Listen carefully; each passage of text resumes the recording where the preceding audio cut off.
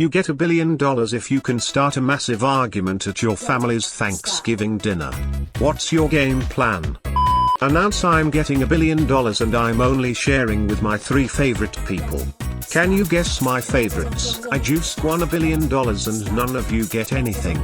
Goodbye, I'm moving to literally anywhere that's away from you people. First we would have to have a Thanksgiving dinner. Then I would pay my sister $500,000 to not come to it. After that all I have to do is sit back and watch. So Thanksgiving is the same, but I get $1 billion. Best Thanksgiving ever.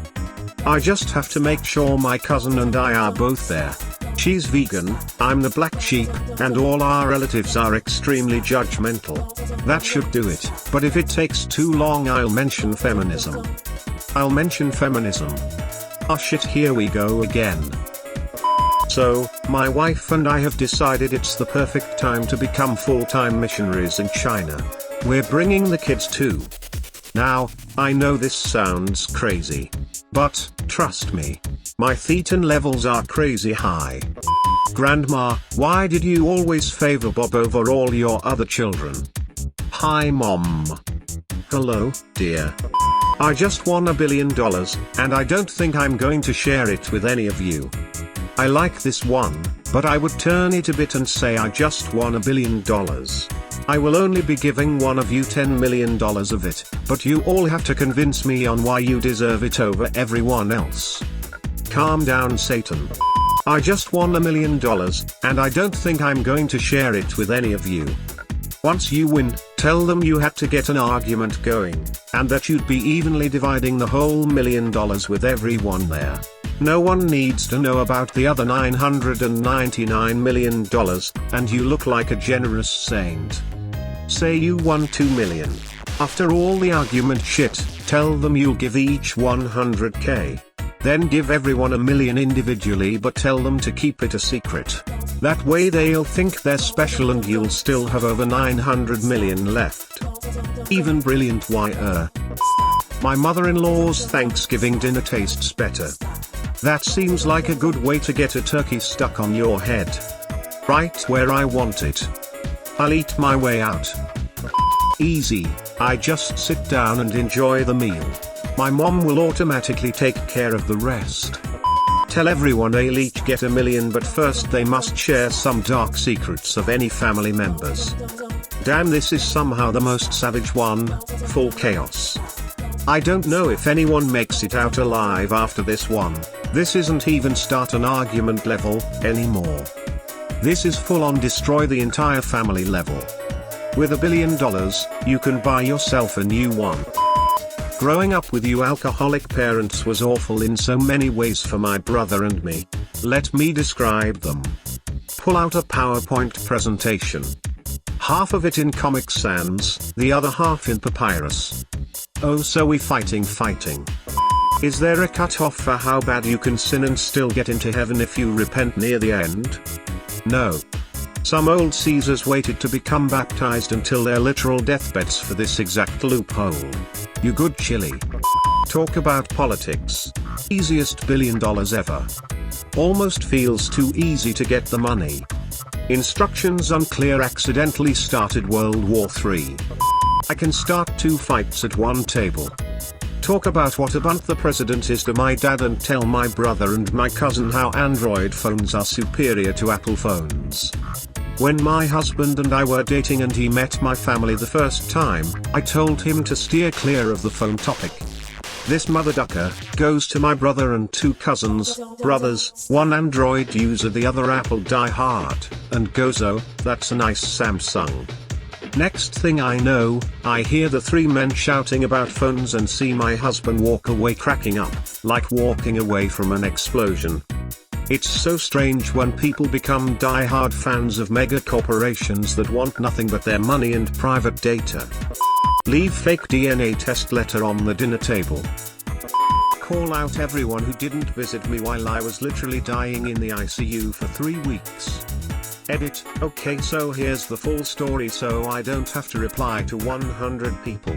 April 11th of this year I went to the hospital because I was vomiting blood, couldn't walk. By the time I got to the hospital my vision was going. I had the sweats, I couldn't even stand. Passed out within an hour. I apparently had turned completely purple. I don't have any pictures although I wish I did. I got airlifted to a large hospital that had the resources I needed. I spent 3 weeks unconscious, then a month later lost my legs, and then over the following month lost fingers and fingertips. I also suffer from ESRD now and some minor medical issues. I also had to get my inner left thigh and the majority of my right thigh skin grafted because all the skin had gone necrotic. That's more or less the full story of my meningitis. It was the worst case they'd ever seen and I was at one of the top 10 hospitals in the world.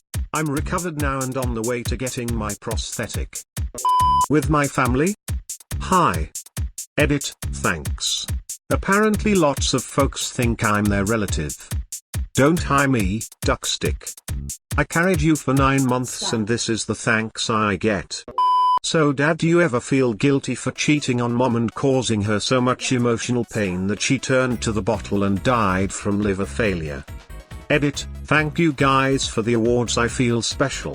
I guess I should give some context here cause some people are seemingly confused. I am 19 years old, male. My mother passed away September 25, 2018. Just 1 month away from her birthday. She had been an alcoholic for 10 years. As for my dad, he gave me an ultimatum May of 2019, it was to either give him the money my mom left for me or find a way to live on my own.